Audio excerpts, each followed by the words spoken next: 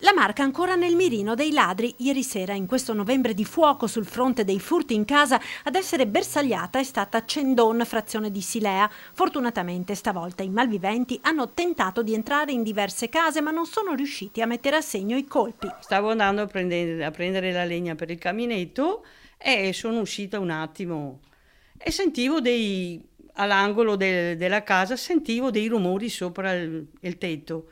Siccome a fianco abitano i miei parenti, e ho chiamato mio cugino, ho detto Dennis, e questa figura, perché vedevo questa figura, non mi rispondeva. La signora capisce che è un ladro, entra in casa, chiama i carabinieri. Intanto il parente, avvertito della presenza dell'uomo sul tetto, constata il tentativo di forzare 2 finestre. Il ladro, probabilmente con dei complici, scappa. Pericolo scampato, ma per un soffio. Se io non uscivo, loro se li trovavano dentro. Ma i ladri non demordono e tentano di entrare in altre case del quartiere. Hanno praticamente fatto il giro della casa, però fortunatamente sono andati via direttamente, non hanno preso nulla. Probabilmente disturbati, i ladri scappano verso i campi. Guardando anche per terra si vedono proprio le camminate delle persone che fuggivano.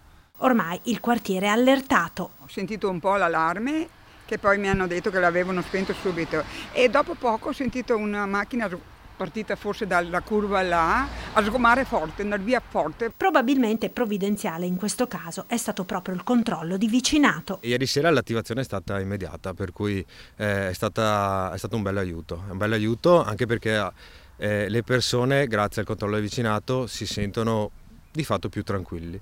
Quando succedono queste cose, quando qualcuno entra in casa tua, la prima cosa che salta è la sicurezza personale. Uno si sente veramente violato anche a livello personale. Avere un vicinato che ti aiuta anche in questo è a volte veramente risolutivo.